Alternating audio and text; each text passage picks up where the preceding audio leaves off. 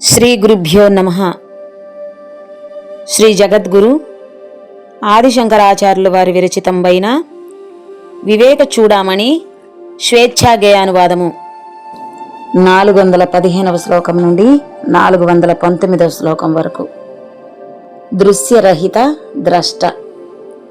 బ్రహ్మభావన చెందిన పరమాత్మ స్వాత్మగా చెలువందిన దృశ్యరహిత ద్రష్టను చెప్పుటకు మాటయే మూగబోయే.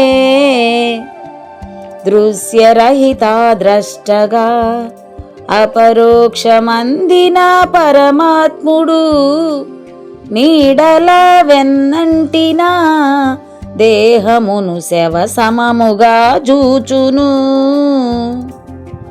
నిత్యము నిర్మలంబై నిరతము ఆనందమయమైనదే స్వాత్మయని తెలియగానే ఆతడే కృతకృత్యుడని తెలిసెను. వాంతి చేసిన వస్తువు ఎప్పుడైనా స్మరణకు రాగలిగితే ఏహ్యభావము కలుగును కనుకనే స్మరింపరాదెన్నడు. జడచేతనంబైనది మలరూపమైనట్టి దేహము శవమని త్యజించిన ఎన్నడూ స్మరింపగారాదుగా. కాలమునకతీతంబై పరమాత్మ భేదములు లేనట్టిది నిజ బ్రహ్మ జ్ఞానాగ్నిలో ఈ దృశ్య ప్రపంచము దగ్ధము.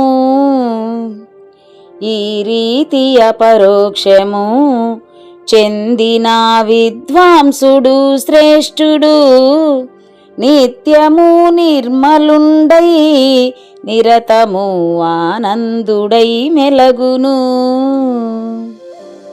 ఆవు మెడలో వేసిన పూమాల మెడ వీడి నేల పడినా మాల వీడిన దేనువు మాలను గమనించని రీతిగా.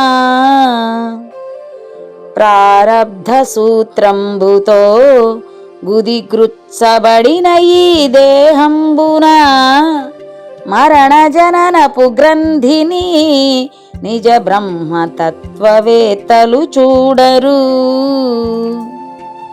నిజ బ్రహ్మతత్వజ్ఞులు అఖండ ఆనంద స్వరూపంబు తనలోని దర్శించిరి వారికి కయే కోరిక ఉండదు.